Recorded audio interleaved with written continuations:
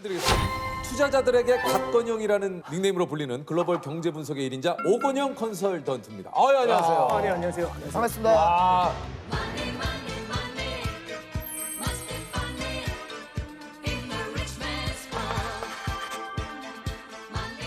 사실은 그죠? 뭐 주식시장이 요즘에 뭐 좋지는 않잖아요. 맞죠? 그렇죠, 그렇죠. 네. 예. 조셉은 어떠세요? 뭐 어떤 부분에 대해서 말씀드릴까요? 전체적으로 좀 안 좋은 것 같네요. 예, 저는 뭐 네. 현재 지금 그냥 번지 점프라고 봐주시면 돼요. 예. 그 번지 점프도 줄 없이 뛰었다고 봐주시면 돼요. 뭔지 아시죠? 그꼭 좋은 일이 일어날 아, 그런데 이제 국내에서는 금융 위기급 물가 대란이 온다. 아, 네. 이게 뭐 요즘 그 언론에서도 계속 뭐 스태그플레이션, 뭐 인플레이션, 뭐 얘기가 굉장히 많아요. 네네네. 이게 좀 전체적인 상황에 대해서 좀 얘기를 해주시죠. 지금 아니, 뭡니까 이게? 이게 굉장히 많이 나오는 얘기 중에 핵심은 결국에는 인플레이션입니다. 인플레이션. 인플레이션이 왜 화두가 되느냐? 40년 만에 인플레이션이거든요. 그러니까 사람들이 여태까지 만나지 못했던 괴물을 40년 만에 만나니까 너무 당혹스러운 거죠. 지금 이야기에 훅 네. 빠지는데 일단 인플레이션부터 좀 설명을 해주세요. 네, 인플레이션이요. 이게 뭐 저희가 알기로는 물가 상승이다 네, 알고 있는데 네. 인플레이션이 발생하면 어떤 일이 발생을 하는 거예요? 일단 첫 번째 쫙 보시면 인플레이션이라는 건 우리가 이제 물가가 상승한다라고 해석할 수도 있지만 이걸 뒤집어 말하면 화폐 가치가 하락한다고 할 수도 있어요. 예를 들어서 맞다. 제가 갖고 있는 이 시계가 예를 들어서 10,000원짜리다라고 한번 가정을 해볼게요. 네네네. 10,000원짜리인데 이게 10만 원이 되면 우리는 물가가 올랐다라고 하잖아요. 물가가 오르죠. 엄청나게 비싸졌으니까. 그렇죠. 근데 이게 뒤집어 말하면 원래는 10,000개의 원화가 있으면 이 시계를 살 수 있었는데 네네. 이제는 10만 개의 원화가 있어야 이 시계를 살 수 있죠. 화폐 가치가 떨어지는 그렇죠. 화폐 가치가 떨어졌다는 거죠. 네네네. 거죠. 야, 뭐 잠깐 들었지만 뭐 거의 뭐 똘똘이 박사님이에요. 똘똘이 박사님. 감사합니다. 예? 이게 10,000원이 있어요. 10만 원이 되면 어떻게 됐어? 야, 굉장히 그 보시는 시청자 여러분들께서도 아주 쉽게 굉장히 또 설득력 있게 이야기를. 그렇죠. 정말 쉽게 설명해 주셨어요.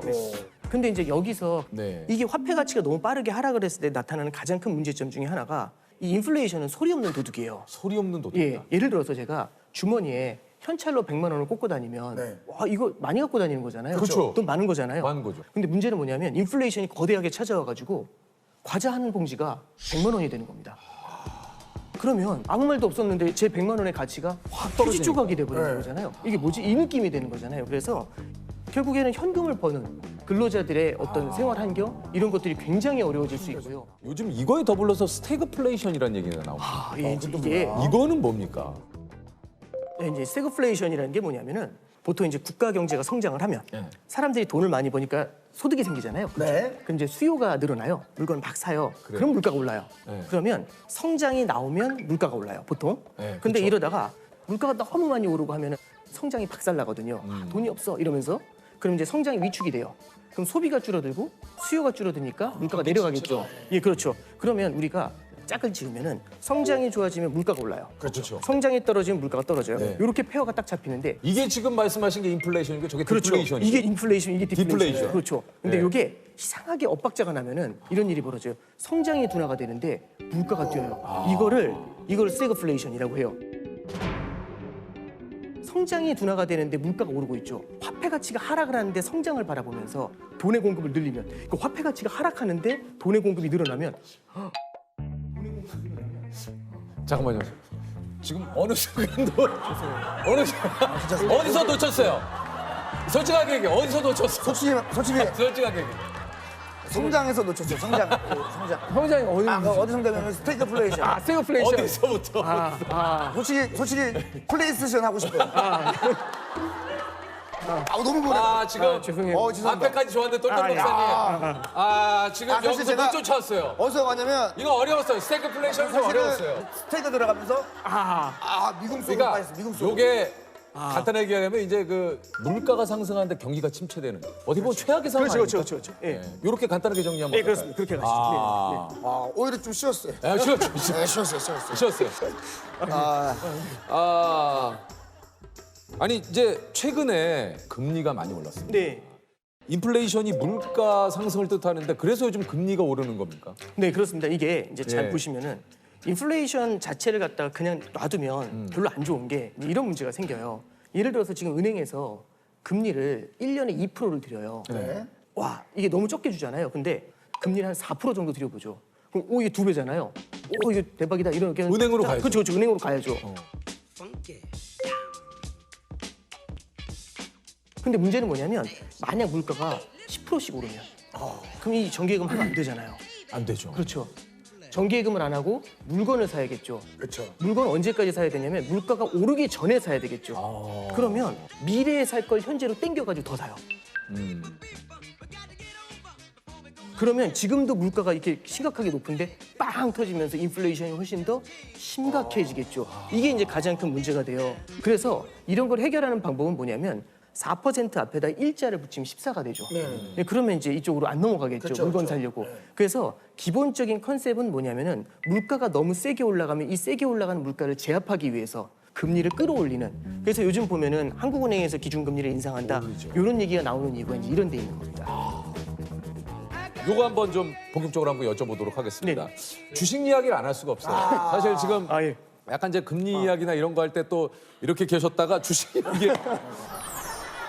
나도 모르게 그렇게 된다니까. 전문가님이 종목을 알려드리는 게 아니에요.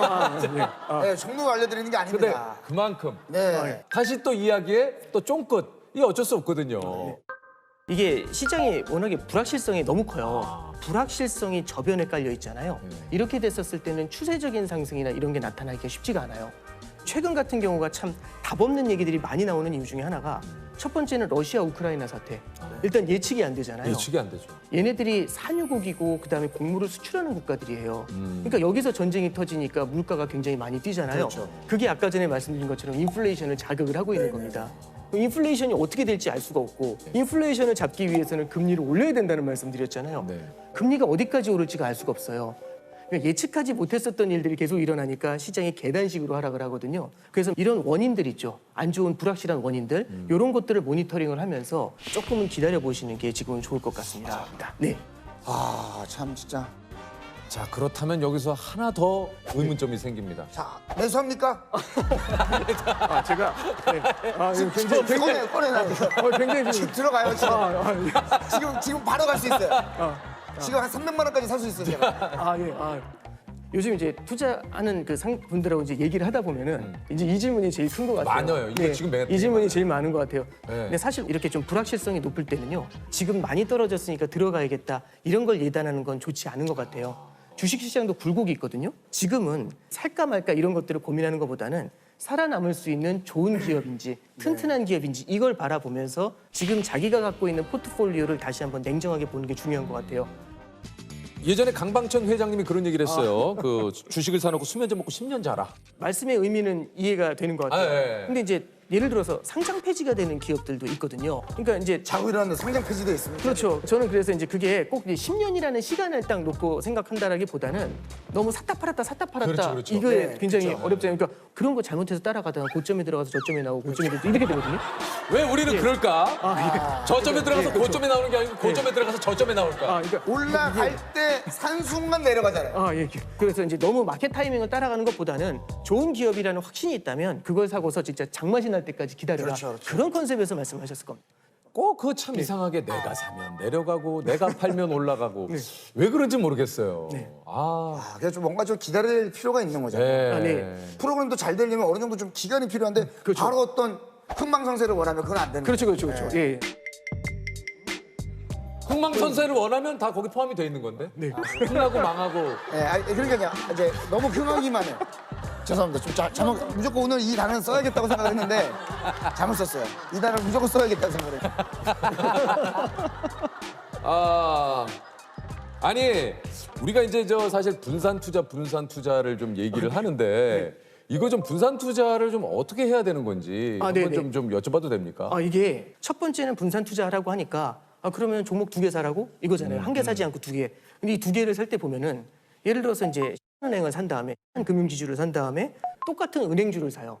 이런 건 사실 분산 투자라고 하기 어려워요. 그래서 약간 다른 움직임을 가져가는 좀 그렇죠. 업종의 차이를 가져가는 그걸 뭐라고 하냐면 섹터 분산이라고 얘기를 합니다. 그래서 첫 번째는 섹터 분산인데 문제는 뭐냐면 주식시장 전체가 흔들릴 때는 모든 업종이 다 떨어져요. 다 의미가 없죠. 그러면 이제 분산 투자의 의미가 상당히 퇴색이 될 수 있거든요. 그래서 두 번째는 자산 분산이라는 걸 해야 됩니다. 그 자산에는 주식이랑 안전자산인 채권 이거를 분산 투자하는 걸 자산 분산이라고 합니다. 근데 주식과 채권이 또 동시에 깨지는 때가 있어요. 그게 올해 같은 케이스예요. 올해가 뭐냐면 금리가 뛰면서 주가가 빠져요. 맞아요. 이런 장이 가끔씩 옵니다. 지금 스태그플레이션 이런 장이 가끔씩 와요. 그래서 이런 때를 또 대비하기 위해서 대안자산이라는 게 있습니다. 대체 투자 자산이라는 건데요. 이 대체 투자 자산에는 뭐가 들어가냐면 원자재 투자라든지 금 이런 것들이 이제 들어가게 되죠. 그러면 예를 들어서 네. 유재석이라고 하는 회사가 있고 네. 조세호라고 하는 회사가 있다. 아 예. 100%라는 돈이 있어요. 네. 분산 투자를 한다면 몇 아, 예. 프로씩 이렇게 좀. 굉장히 날카로운 질문이신데. 궁금합니다. 굉장히 이제 아, 예를 들어서 그렇구나. 이제 좋은 것과 나쁜 것의 기준으로는 60대 40. 좋아지는 것과 나빠지는 것으로 한다면은 40대 60. 뭐 이렇게 다양한 포트폴리오를 구사할 수 있겠죠. 그리고 제 투자 성향이 중요한 것도 있는 거죠. 성향에 따라. 그렇죠. 제 투자 성향. 예를 들어서 제가 이제 모험심, 공격적인 걸 좋아한다. 그럼 이제 이 공격적인 거, 예, 공격적 투자. 예. 그리고 이제 안정적으로 꾸준한 하겠다. 상승. 그럼 이제 이렇게 안정적 투자. 예, 이런 것들을 좀 나눠가는 그런 전략들을 쓰겠죠. 그러니까 이게 참 어려워요. 그렇죠. 제가 봤을 때 재석이 형은 약간 잔잔하지만 쫙쫙. 그렇죠. 근데 저는 이제 막 갑자기 올라갔다가 막 그런 겁니까? 뭐 꼭 그렇게 말씀드리는 것도 아니, 너무 아니, 근데 괜찮습니다. 편안하게 좀. 아. 저도 왜냐면 제 포지션이 어느 정도인지를 알아야 이 네네네. 준비를 하는데. 네. 제 생각엔 진짜 딱 이 느낌이 영원한 루키이자 한 번 터뜨릴 때 굉장히 크게 터뜨리시는 그런 스타일이신 것 하지만 같아요. 좀 위험이 있는. 그게 이미 탄탄한 입지를 확보하신 예, 그런 케이스가 아니신가 싶습니다. 예, 이렇게 유키즈에 불러주신 것만으로 감사드려요. 지금 제가 봤는데 대충 얼버무리시고 나온 것 같은데. 쓱 빠져나가셨어요. 굉장히 갑자기 당황했어요, 이렇게 지금. 유퀴즈에 불러주셔서 감사합니다로 잘 빠져나온 것 같아요. 예. 조셉도 원하는 답을 못 얻었고 네네네. 우리 투자자 선생님도 한껏 진땀만 흘리다가 약간 나오잖아요. 뭐, 아